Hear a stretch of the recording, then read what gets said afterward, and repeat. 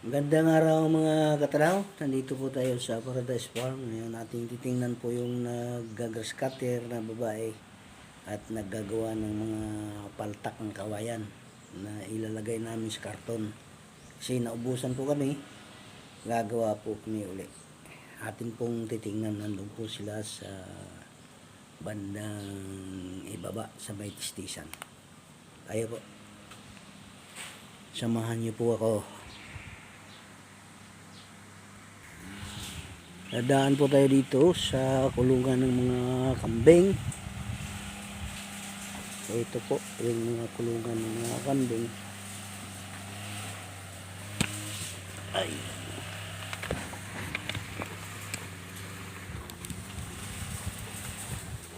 Yan po sila. Nakain po sila. Yan mga katanaw. Kita po nyo yung dalawa niya. Kain po sila. Andyan natin dito.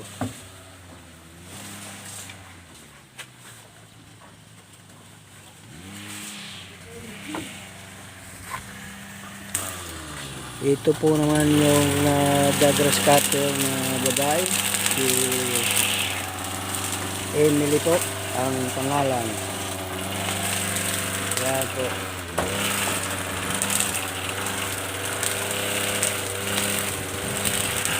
Yung po kasi na grass cutter na yan, kaso lang nadamuhan uli. Kaya ayan, grass cutter na naman. Tapos pagka grass cutter pa po, grass cutter nito, lalagyan po namin ng karton. Ng karton ng puno para hindi agad damuhan daw ang puno. Ito tanaw si Emily.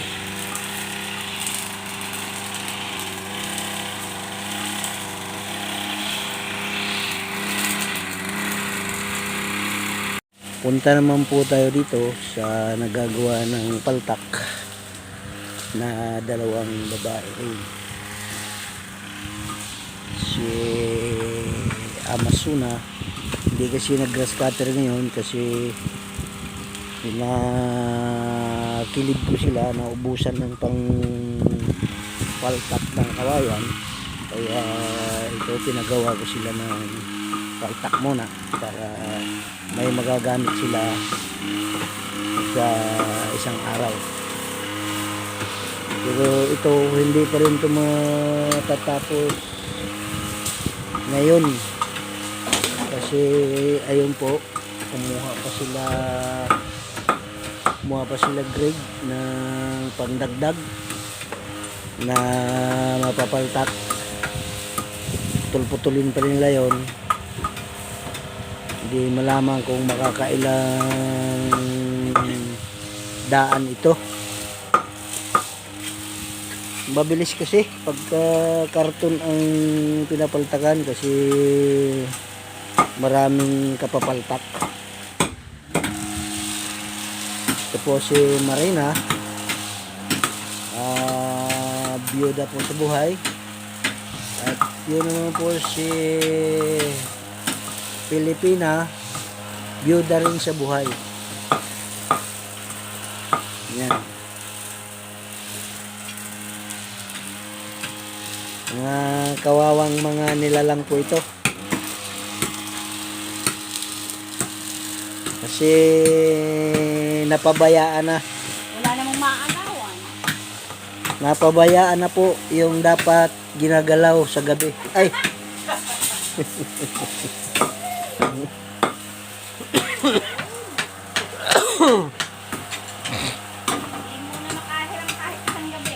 Yun, hindi lang makahiram kahit isang gabi. Ay, ako naman, kasi ko na siya gawin. Ha? Kasi ko na siya gawin. Yun. Kakawa pong nilalang. Hindi ko naman sinabi nilang hihiramin ha. Tapos sabi ko kaya, oo, sabi ko lang, hindi makahiram ng isang gabi. Hindi ko naman sinabi ngayon ha. Napapabayaan na po ang kanilang bukirin. Wala na pong wala nang taga-tabas at taga-bungkal. itong dalawang ito, mga katanaw. Sukal na ang aking parang Sukal na ang parang daw. bundok. Sa bundok ha, sa bundok. Sa bundok. Kasi may Wala namang tabas. halamanan po sila doon sa bundok. Sa tinatawag na rin, dalig. Dalig, kabila ng dalig.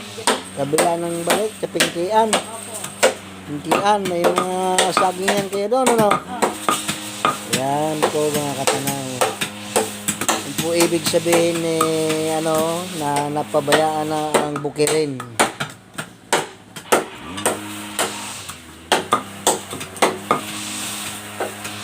Marami kasing klaseng bukirin. Mga bukid-bukid na pa, ano, kung ano-anong mga halamanan, napabayaan na po dahil wala na pong nagtatrabaho. Dito po sila nagtatrabaho sa Paradise Farm.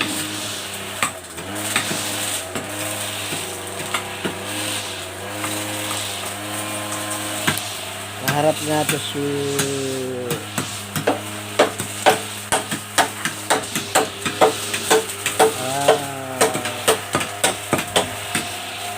Mare, ilang araw kayo sa inyo yan? Depende po. Ilan po bang gagawin?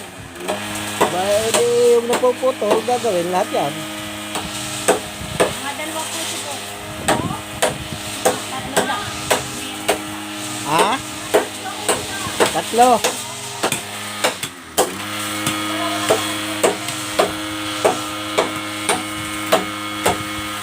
Ano ba kapag lagari yung dalawa diyan pagka nandiyan kayo? Tabi ho kami. Tabi. Tatabi kayo. Ayun, tatabi raw sila. Di pagka habang nandiyan sila, Greg, nandito sila, lalagari mo na kayo doon. Okay. Ano lang po rin? Putol-putulin mo lang yan. Putol-putulin mo na lahat para magawa nila. 3 araw raw nilang gagawin yan.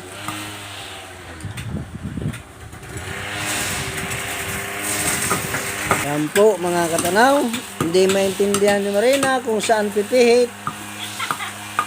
Yan ang baka raw makita yung dapat hindi makita.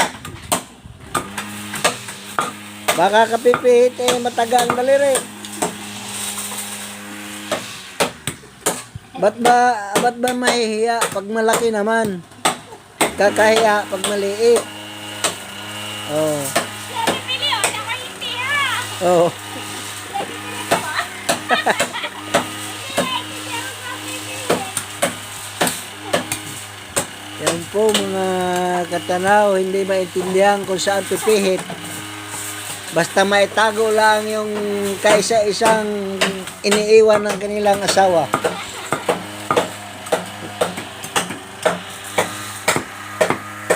Yung po naman si Emily, tuloy-tuloy po sa pagka-gas cutter. Dito lang sa kabila ng aming tinatayuan.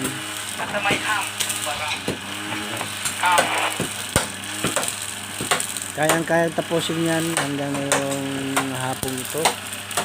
Hanggang doon sa likod ng bahay, mayroon din doon gas cutter pa rin.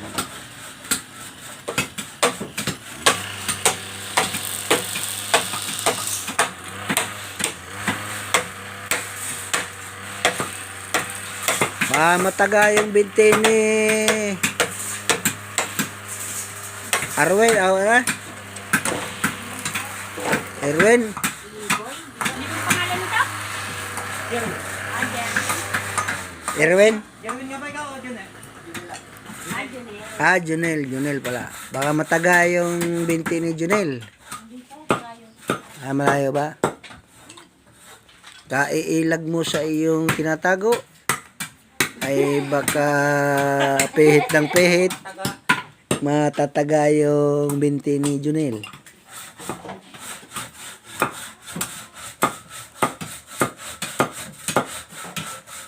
Okay po mga katanaw, ganyan po ang mga gawain ng mga babay shoot na ito. Dito, pagka naubusan ng paltak, gagawa po sila ng paltak. Tapos yung isa naman doon, naggagrass cutter. Masisipag ho ng mga babay shoot namin dito. Ayan po. Si Emily